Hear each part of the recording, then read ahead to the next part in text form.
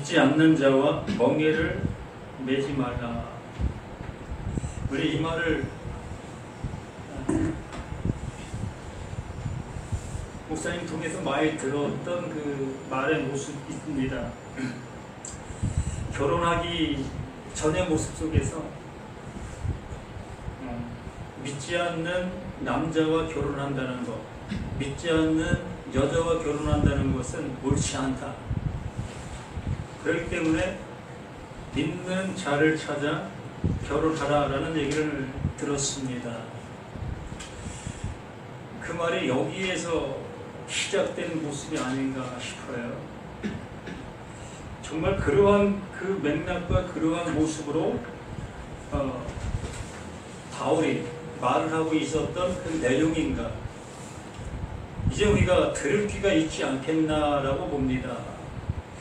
왜 이러한 말을 그 바울이 하고 있는가, 또 하나님께서 왜 이러한 말을 하게 하시고 있는가라는 것들을 이제는 조금이나마 알 수 있는 우리 모두가 아니겠는가 싶어요. 그래서 바르게 알고 바르게 갈 수 있는 우리가 되어줘야 할 것입니다. 결혼의 상대는 믿는 자든 믿지 아니하는 자든 서로 좋아하는 관계가 맺으면 됩니다. 믿는 자, 교회를 다니는 사람이 할지라도 어느 순간 교회를 안 다닐 수가 있고, 교회를 안 다니는 사람이 할지라도 어느 순간 교회를 다니는 사람이 있게 되어지게 됩니다. 그런 사례가 수없이 많이 있는 그 모습이기 때문에 결혼의 상대는 정말 자신들이 서로 사랑하고 아껴줄 수 있는 이러한 관계로 맺는 것이 맞아요.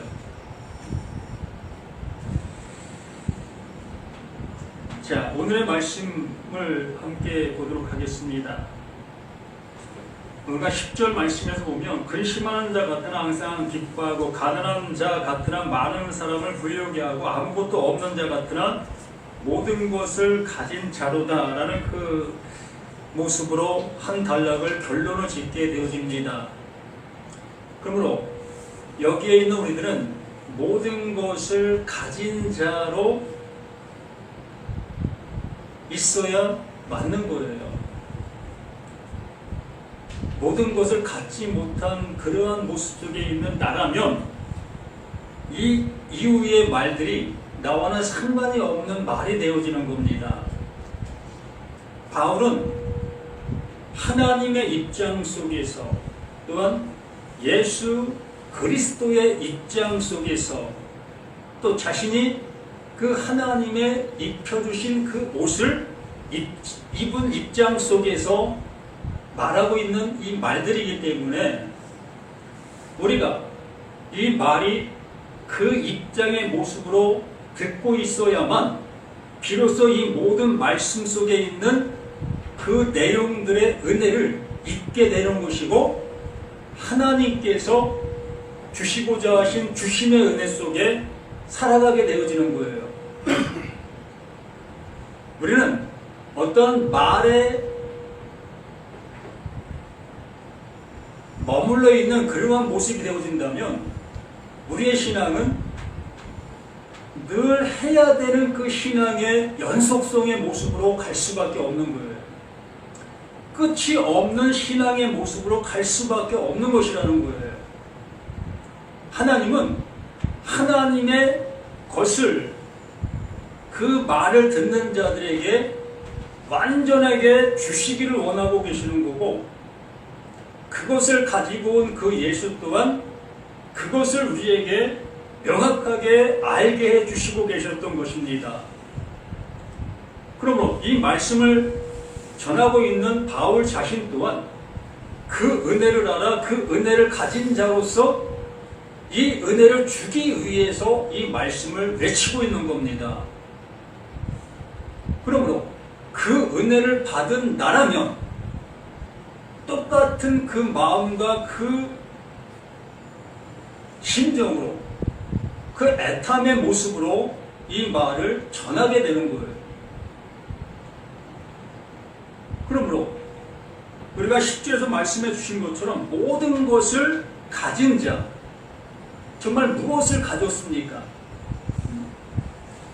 우리는 이 세상 속에서 부귀와 영화, 또 명예와 권세, 이러한 것들을 내가 가져야 될 어떠한 분깃이다라는 생각을 할 수 있습니다.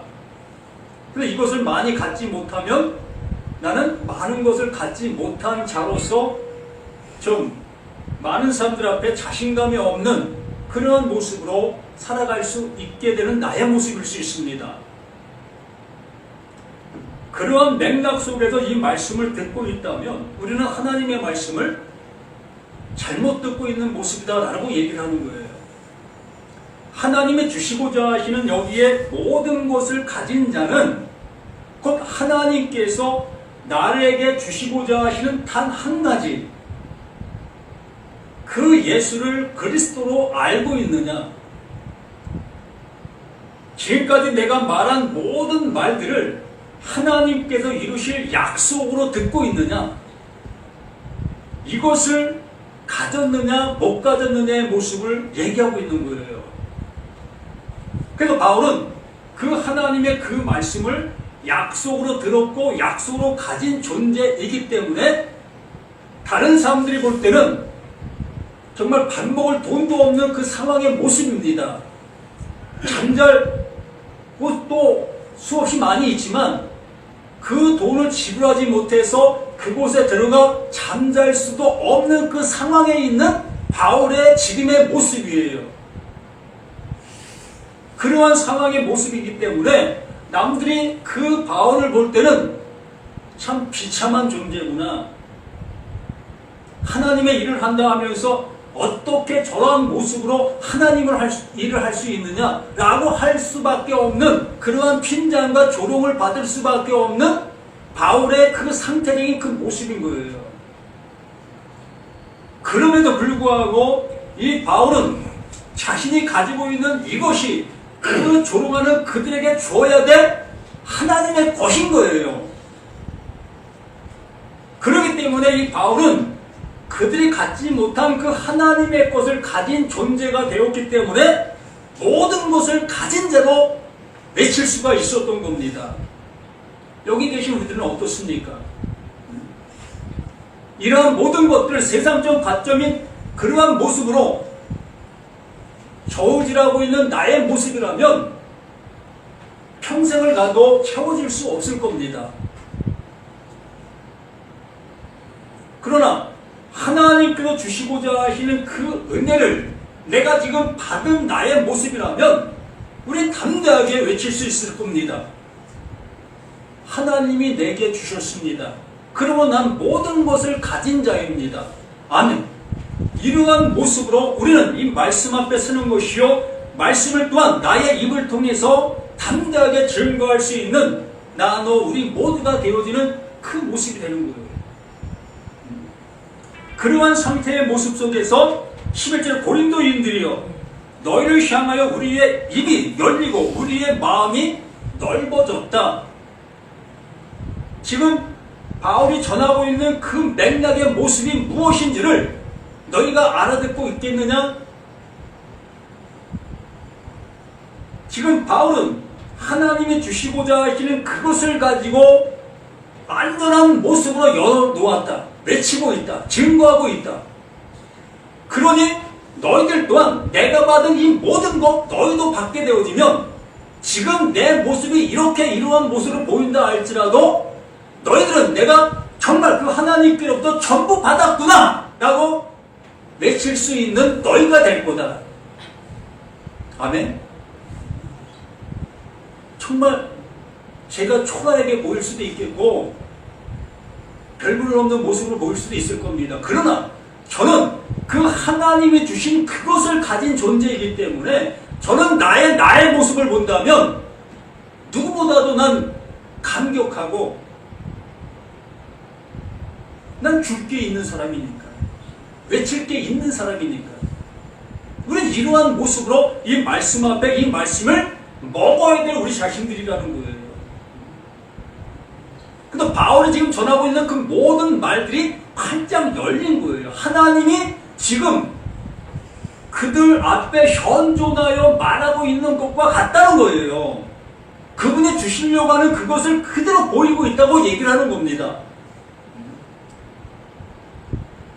그런데 신기한 것은 그 하나님 보내신 자 그 예수가 수많은 군중들 앞에 나타나서 그 입을 통해서 하나님의 말씀을 전하게 되어집니다. 그런데도 불구하고 어느 누구도 알아듣는 사람이 없어요. 왜 그럴까요? 하나님 보내신 자 그 예수가 한 말씀 한 말씀 하는데도 못 알아들어요.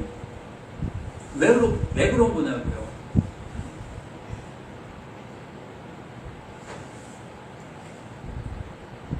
우리는 요엘 선지자가 예언한 그 예언의 맥락을 알아야 합니다.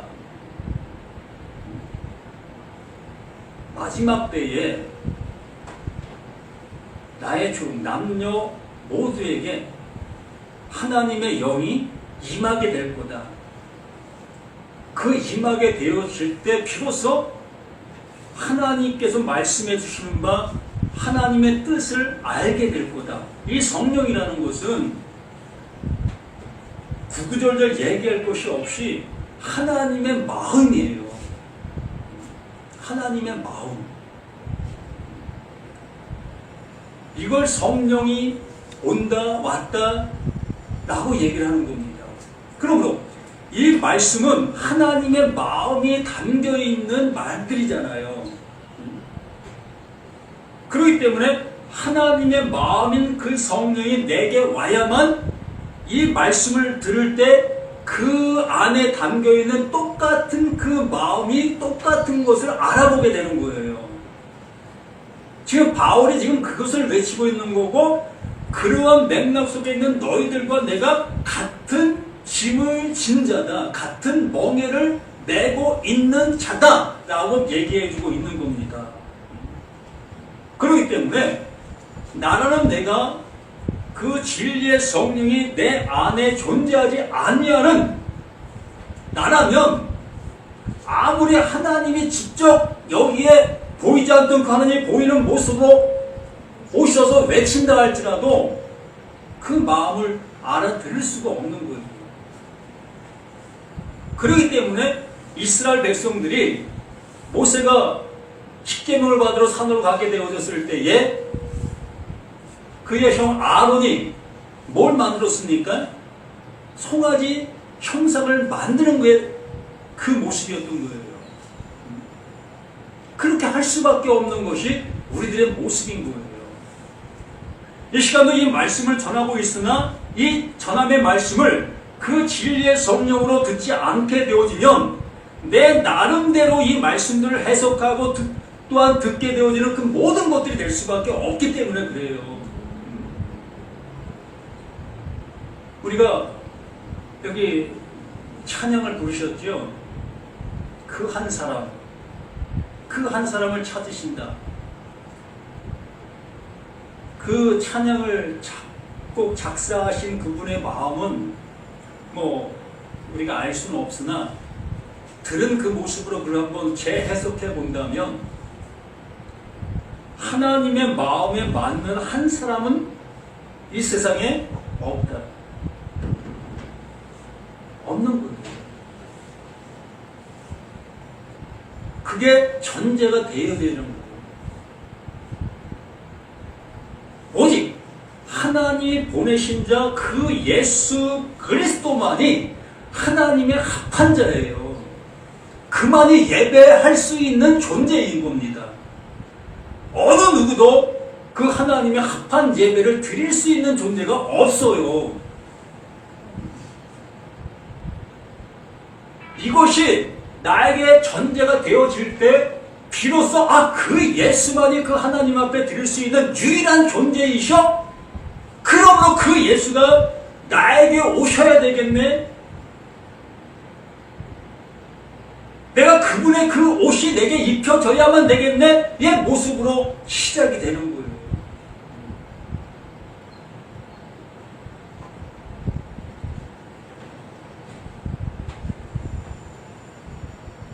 우리의 입이 열리고 우리의 마음이 넓어졌으니 너희가 우리 안에 좁아진 것이 아니라 오직 너희 심정에서 좁아진 것이니라.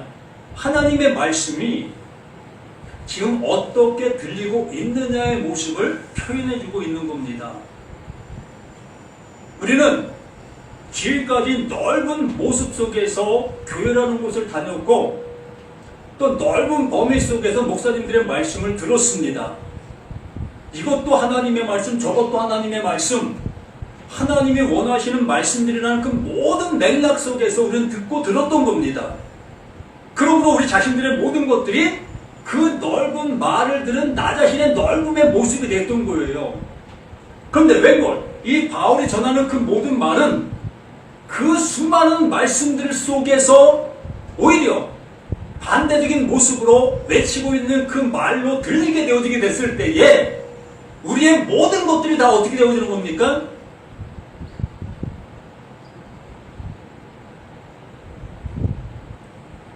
제한적인 모습이 될 수밖에 더 있습니까? 그럼 나보고 어떻게 하라고 라는 그 모습이 될 수밖에 더 있습니까? 수많은 것을 내가 입력해 놓은 그 상태인데 그 바울이 전해주는 그 모습이 그 수많은 것을 내쫓는 그 모습의 말로 들어야 되는데 그럼 날 어떻게 하라는 겁니까? 라는 모습이 될 수밖에 더 있겠냐는 거죠.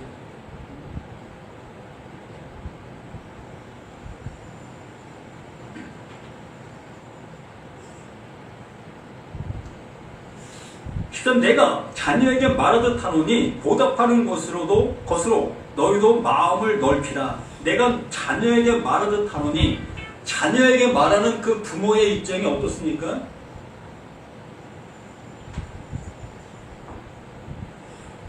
부모가 사랑을 가지고 있는 부모를 존재하는 겁니다.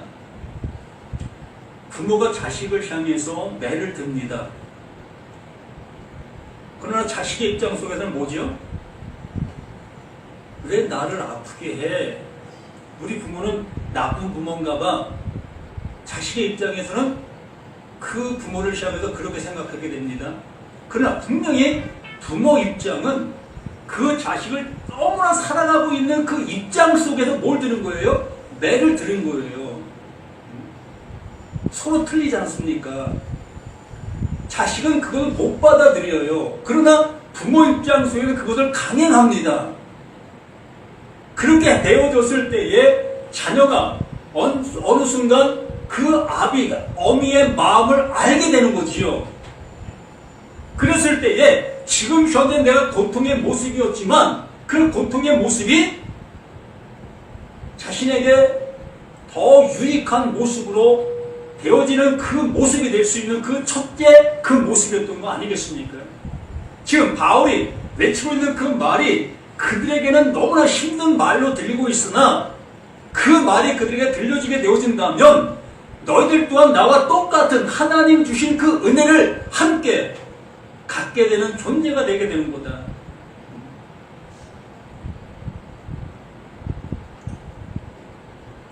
그러한 모습 속에서 14절을 얘기하는 거예요. 너희는 믿지 않는 자와 멍에를 함께 매지 말라. 의와 불법이 어찌 함께하며 빛과 어둠이 어찌 사귀며 계속 똑같은 말을 계속하게 됩니다. 이 말을 어떻게 듣고 계셨습니까? 지금 앞에 모든 얘기를 해 주었잖아요. 바울이 그 진리라는 것을 증거하게 되어졌을 때에 비진리로 가득 차고 있었던 그들 속에 있던 그것들이 어떻게 되어져요? 싸움이 일어나게 되는 겁니다. 하나가 될 수가 없어요. 진리가 들어오면 비진리는 떠나게 돼 있는 겁니다. 아니면 진리가 들어와도 비진리를 내가 고집하면 진리는 들어올 수가 없는 거예요. 지금 이 얘기를 더 자세하게 설명하기 위해서 이걸 비유로 들고 있는 거예요. 그러므로 나라는 내가 비진리라는 모습이라면 그 예수와는 함께 갈 수가 없는 거예요.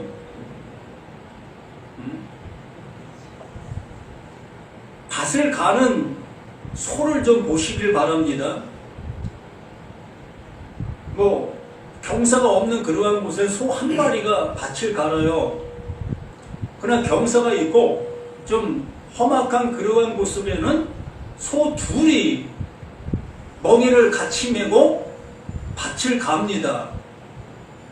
그러할 때에 잘 훈련받은 소는 한 곳을 향해서 잘 갑니다. 그러나 훈련받지 아니한 소는 그 한 곳을 향해 갈 수가 없어요. 그럼 어떻게 되죠? 같은 방향으로 가야 그 밭이 온전하게 갈 수가 있는데 한 손은 온전히 가고 한 손은 옆으로 가게 되면 도저히 밭을 못 가는 거예요. 이 얘기를 하는 거예요. 하나님의 말씀이 바울을 통해서 증거가 되어지는데 그 말을 못 듣고 있다면 너는 나와 함께 갈 수 없다. 당연한 거 아닙니까?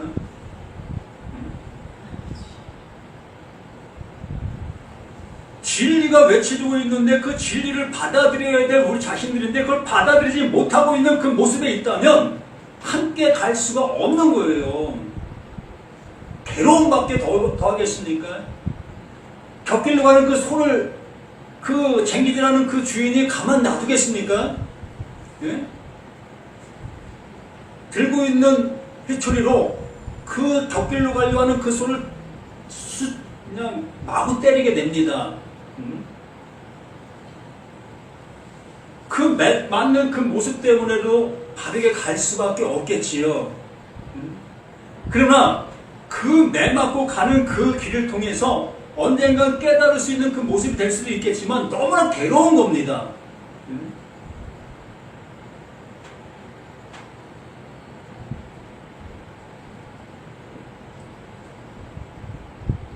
그리스도와 벨리알이 어찌 조화되며 믿는 자와 믿지 않는 자가 어찌 상관하며 하나님의 성전이 우상이 어찌 일치가 되려 우리는 살아계신 하나님의 성전이라 이와 같이 하나님께서 이르시되 내가 그들 가운데 거하며 두루 행하여 나는 그들의 하나님이 되고 그들은 나의 백성이 되리라. 이것이 일치가 되어지는 그 관계 형성이 되어야 되는 겁니다. 그러나 곁길로 가는 그 사람도 이 하나님과 일치가 되어 있기 때문에 문제가 되는 거예요. 옳게 가는 사람도 하나님과 일치가 되어 있고 그르게 가는 사람도 하나님과 일치가 되어져 있는 그 상태적인 모습에 있기 때문에 이게 함께 못 가는 거예요. 내가 믿고 가는 이 하나님이 잘못된 하나님으로 인지가 되어져야만 돌아올 수 있는 겁니다. 이것이 되어지지 않냐고 내가 믿고 있는 이 길이 옳다 여기고 있는 그들 속에서는 그들이 가는 그 방향이 옳은 거예요. 누가 뭐라고 한다 할지라도. 50년 동안 신앙생활한 사람 그 사람을 향해서 당신 그 길이 잘못됐어 라고 얘기했을 때 그래요? 내 길이 잘못됐어요? 돌아설 수 있는 사람이 누가 있습니까? 너 무슨 얘기하는 거야? 내가 50년 동안 내가 신앙생활을 했어. 그런 나를 잘못됐다고 얘기해? 너 몇 년 했어? 그렇게 물을 겁니다. 신앙을 경력으로 우리는 어찌 보면 따라가고 있는 모습이 아닌가도 싶어요. 하나님은 이 말씀이 들리느냐 안 들리냐의 모습으로 우리를 좌우하는 거예요. 바울은 수십 년간, 수백 년간, 수천 년간 이스라엘 백성들 그들을 향해서 외치는 것이 아니라 늘상 곁길로 가고 있었던 그들을 향해서 그 하나님의 올곧은 그 말씀을 외치고 있는 겁니다.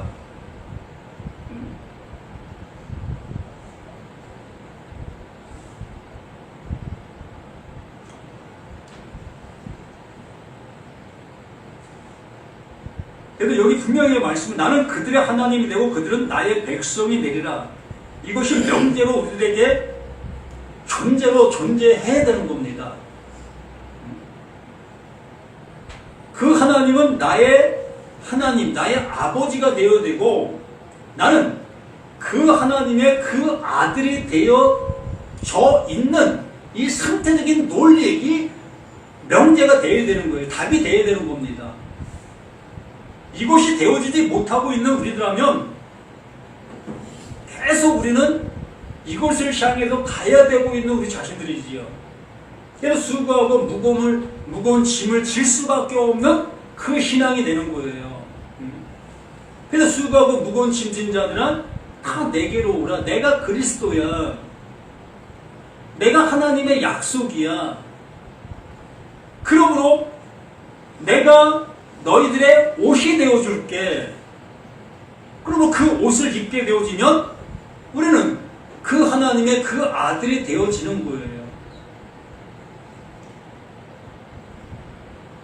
그러면 너희는 그들 중에서 나와서 따로 있고 부정한 것을 만지지 말라. 내가 너희를 영접하여. 어떻게 해야 그 하나님이 영접한다고요? 거기서 나와야만 그 하나님께서 하나님의 것을 넣어주실 수 있다라고 말하는 거예요. 우리는 십자가를 바라보면서 십자가가 나를 구원해 주는 그러한 모습으로 보게 되어집니다. 곧 나의 죽음으로 인해서 그 예수가 대신 죽은 그 은혜로 인해서 우리는 구원받을 수 있다라고 생각하게 되어집니다. 그러나 하나님께서는 그 예수의 죽음이 우리를 구원해 주는 건 맞지만 그 죽음은 곧 그 예수의 죽음이 아니라 나의 죽음이라는 것으로 온전히 알게 되어지는 자를 그 하나님은 살리시는 거예요. 그렇게 살리셔서 하나님의 그 아들 되게 해주시는 그 은혜 속에 넣어주시는 겁니다. 그러므로 내가 지금 여기에 말씀해 주신 것처럼 너희는 그들 중에서 나와서 따로 있고 부정한 것을 만지지 말라. 내가 너희를 영접하여 너희에게 아버지가 되고 너희는 내게 자녀가 되리니 전능하신 주의 말씀이니라. 이러한 은혜를 그 하나님이 주시고 계시고 이 모든 말씀들이 이것을 얘기하고 있었다라고 말하는 것이며 성령이 내게 오게 되어지면 이 은혜가 내게 주어지고 있는 그 사실을 알게 되는 겁니다. 아니, 이 사실이 내게 주어진 은혜가 되어지므로 우리는 그 은혜 속에 살아가는 존재가 되는 거예요. 이제 우리는 그 하나님의 그 아들의 존재로 살아가는 것이지 그 아들 되기 위해서 신앙생활하는 그 모든 것 속에서는 벗어난 자들이 되는 거예요. 우리의 어떤 모습으로 될 수 있는 것이 아니라고 말씀을 드렸지 않았습니까? 그 예배하는 한 사람을 찾는다 했는데 그 찾으시는 분은 오직 예수 그리스도만 그 하나님께서 찾으실 수 있는 존재라고 말씀을 드렸지 않았습니까? 그러므로 나는 그 하나님 앞에 온전한 예배를 드릴 수 없는 자라는 것으로 인지하게 되어질 때 비로소 그 하나님께서 그 예수에게 입혀주시는 옷을 나에게 입혀주심으로 나 또한 예배하는 자가 될 수 있는 내가 되는 거예요. 이걸 여기에 말씀해 주신 것이 너희에게 아버지가 된다는 겁니다. 나에게 아버지 아니었던, 나에게 아버지가 아니셨던 그분이 이제 내가 내 아버지가 되어줄게. 너는 이제부터 내 아들이야. 아멘. 이 은혜 받자고요. 이 은혜 받은 자들로 살자고요.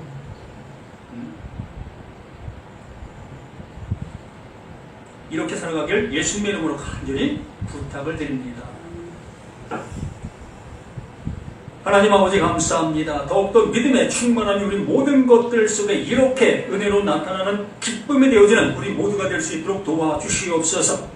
언제까지 되어지기 위해서 신앙생활하는 그 모습이 아니라 이제 그 하나님께서 되어지게 해주신 그 은혜를 받아 그 은혜 속에 살아가는 우리 모두가 되게 도와주시옵소서. 이 시간도 성령의 크신 사랑과 은혜가 넘쳐나는 복된 시간 되기를 예수 그리스도 이름으로 간절히 기도드립니다. 아멘.